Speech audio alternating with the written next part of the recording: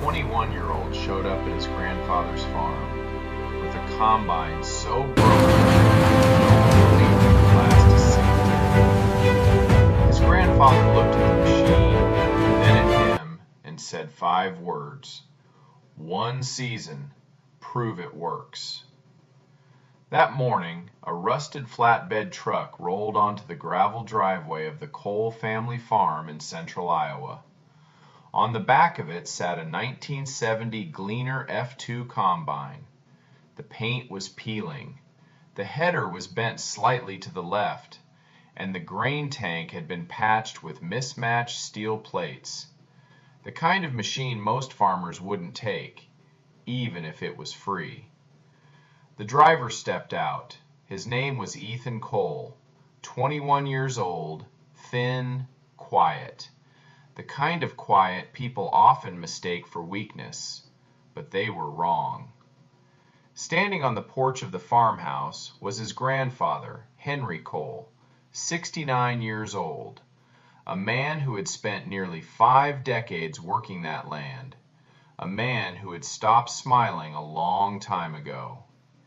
Henry didn't look at Ethan first. He looked at the machine, then at Ethan, then back at the machine again. "What is that?" he asked. "It's a combine," Ethan said. "I bought it at an auction last week." "I know what it is," Henry replied. "I'm asking why it's on my land." Ethan wiped his hands on his jeans. "Because I'm here to farm," he said, "like my father wanted." The silence that followed stretched long enough for the wind to move through the cornfields behind them. Because to understand that moment, you need to understand what had happened to the Cole family in the years before Ethan arrived. Henry Cole had been farming since 1940. He started with 120 acres his father left him, and over the next 30 years, he built it into 320 acres of some of the best land in the county. He wasn't the biggest farmer, but he was the one everyone listened to.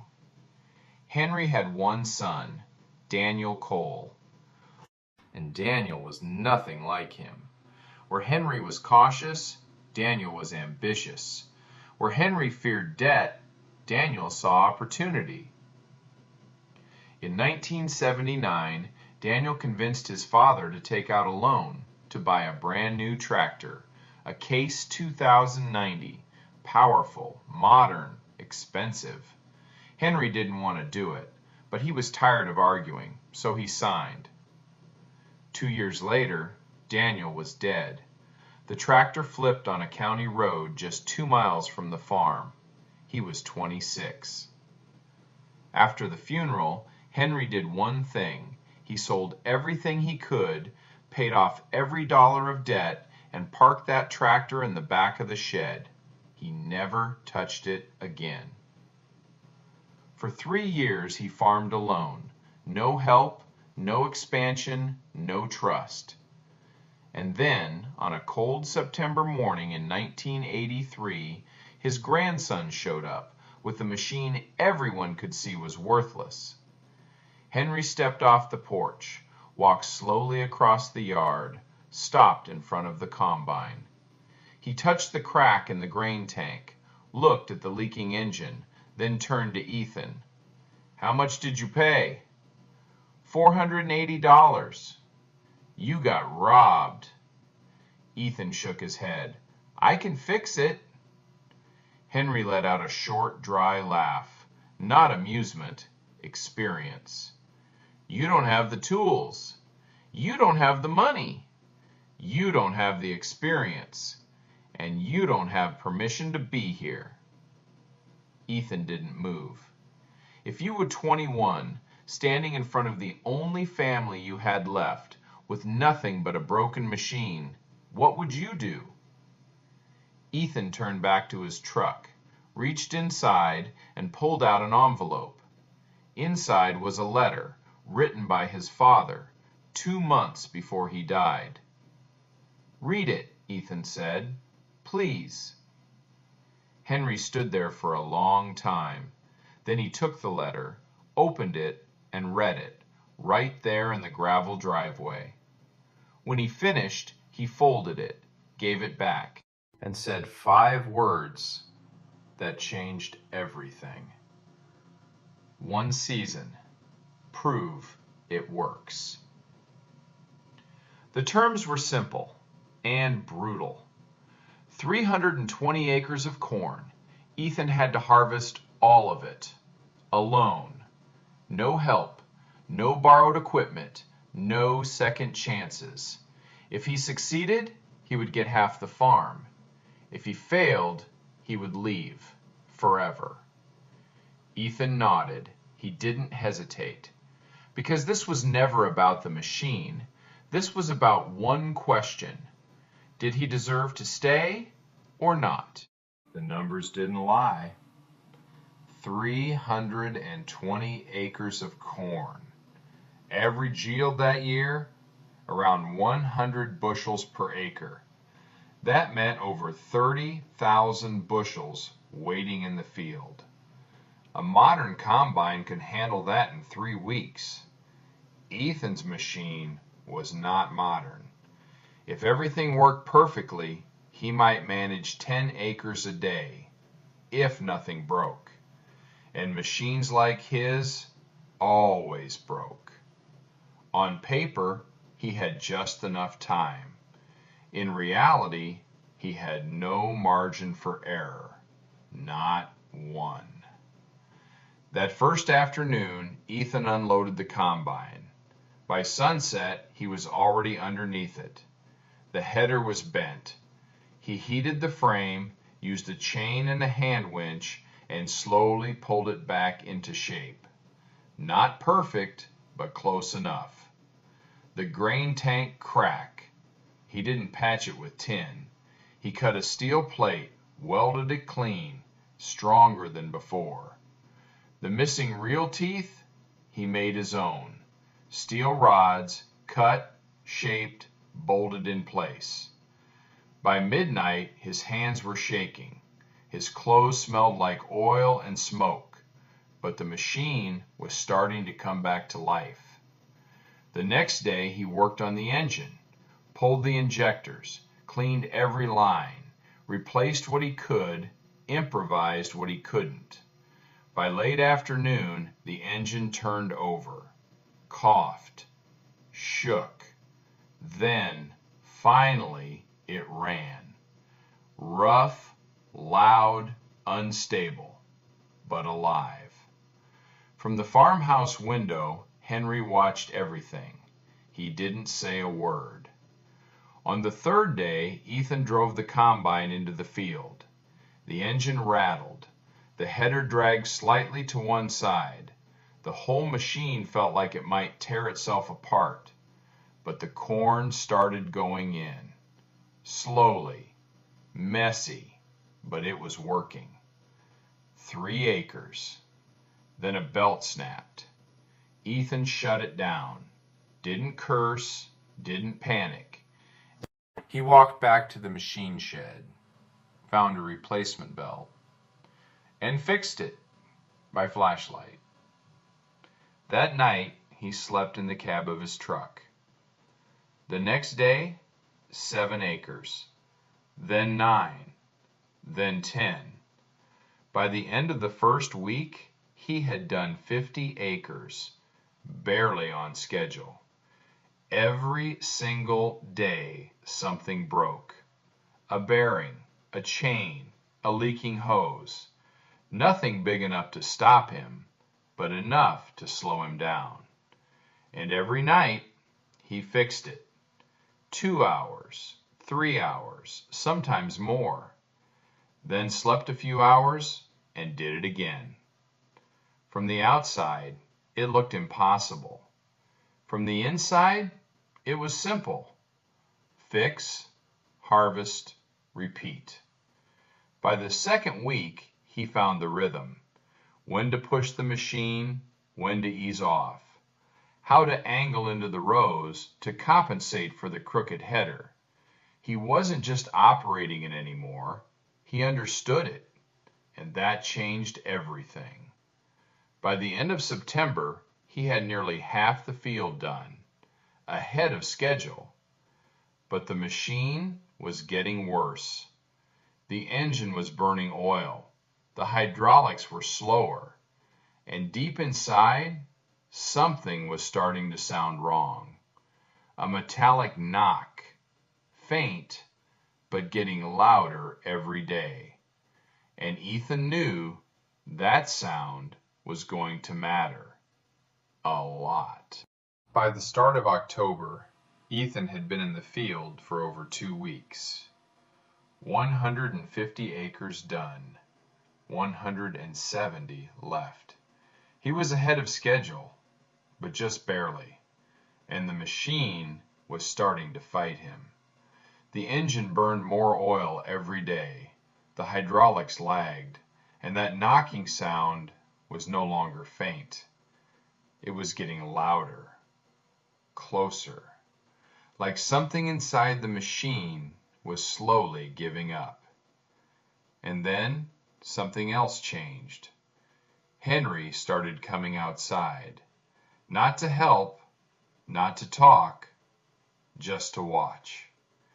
Every morning he stood near the shed, coffee in hand, silent, watching his grandson disappear into the field. One evening, Ethan came back to his truck and found something on the tailgate. A plate of food, still warm. No note. He looked toward the house. The porch light was on. That was all. Ethan sat on the tailgate, ate in silence, and for the first time since he arrived, he smiled. But the world outside the farm wasn't smiling.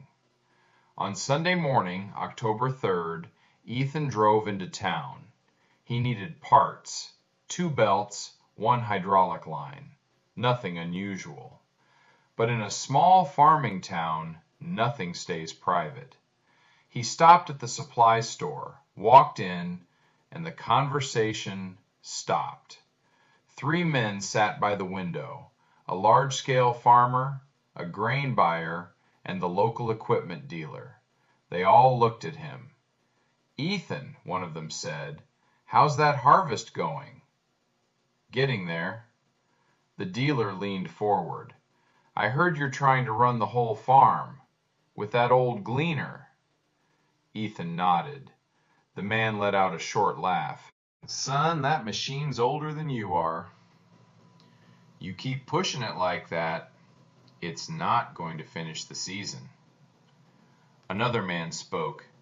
"You should have hired help, or at least used proper equipment." Ethan didn't answer. The dealer continued. "Come by tomorrow. I've got a clean machine, good condition. I can set you up with financing. You'll finish in 2 weeks." The room went quiet. Everyone waited. Ethan looked at him long enough that the man stopped smiling. Then Ethan spoke. "My father financed a machine once. He didn't get to finish paying for it." Silence. "I'm not borrowing anything. Not from you, not from anyone." He picked up his parts, walked out. No one laughed, but no one believed him either, because what they saw was simple. A kid, a broken machine, and a job too big to finish. And then the weather changed. On October 8th, the rain started. Not light rain, not a passing storm. Cold, steady, relentless rain. The kind that turns fields into mud and time into an enemy. Ethan sat in his truck, watching it fall. 1 day, 2 days, 3. The combine sat silent. 170 acres done, 150 left, and the clock was still moving. When the rain finally stopped, the ground needed time, more time than he had. He ran the numbers over and over. If everything went right, he might still make it. If anything went wrong, he was finished. On October 13th, he tried to start the machine. The engine turned, but didn't fire. Again, nothing. Ethan sat there, hands on the wheel, staring forward. He knew what this meant. This wasn't a belt. This wasn't a hose. This was something deeper, something he couldn't fix with basic tools. And for the first time since the challenge began, he wasn't sure he could keep going. The problem wasn't small. It wasn't something he could patch. It was the fuel system, more specifically, the injection pump. And without it, the engine was nothing but dead weight. Ethan checked everything, lines, filters, connections. Nothing worked. He tried again and again. The engine kept turning, but never caught. That was the moment where everything could end. He climbed down slowly, stood beside the machine, and for the first time, he didn't move. He just stood there, staring at it. Because this wasn't just a breakdown. This was time slipping away. 150 acres left, less than 3 weeks to finish, and now he didn't even have a working machine. He drove into town that afternoon, called every parts dealer within 100 miles. No one had it. The part was too old, too specific, too rare. Finally, someone gave him a lead, a salvage yard 3 hours away. They had one, used, uncertain condition, $350. Almost everything he had left. Ethan didn't hesitate. He drove, through fading daylight, through cold wind, through doubt he refused to admit. By the time he got there, it was dark. He found the part, held it in his hands, heavy, worn, but it was his only chance. He paid, got back in the truck, and drove all the way home without stopping. He arrived just before midnight. The air had turned cold, 38 degrees. His hands were stiff, his body exhausted, but he didn't rest. He opened the hood, pulled the old pump. The bolts were rusted, 2 snapped. He swore under his breath, then kept going. Drilled them out, retapped the threads. Working by flashlight, alone, at 2 in the morning, he was still there. At 4, he could barely feel his fingers. At 5:47, he turned the key. The engine turned, coughed, shook violently. Then it came to life, louder than before, rougher, but alive. Ethan closed his eyes for a second, then climbed into the seat. By 7 a.m., he was back in the field. That day, he harvested 14 acres, his best number yet, because now he wasn't just working, he was racing. What Ethan didn't know was that he wasn't alone. The day before, Henry had driven out, not to town, further, another salvage yard, looking for the same part. He found one, paid for it, brought it home, and left it on the workbench in the shed, just in case. He never told Ethan. He didn't need to, because something had already changed. Not in the field, not in the machine, but in him. The man who said nothing, the man who trusted no one, was starting to hope. Day after day, the routine continued. Wake before dawn, fix what broke.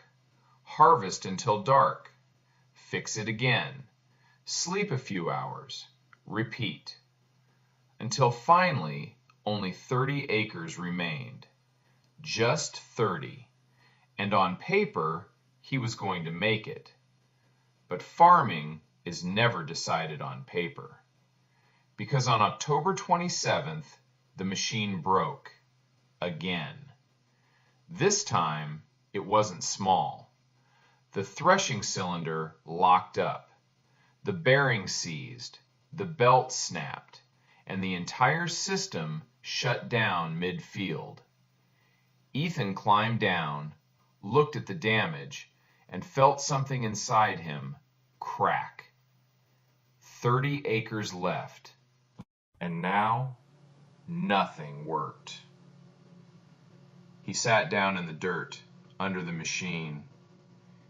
Didn't move, didn't think, just sat there. The sun was dropping. The wind moved through the corn. And for the first time, he didn't know what to do. Then he heard footsteps. Slow, steady. He looked up. Henry Cole was walking toward him, carrying a steel toolbox and a coffee can full of bearings. He set them down next to the machine. Didn't ask anything, didn't explain, just said, "Hand me the 3/4 socket." They worked through the night. No conversation.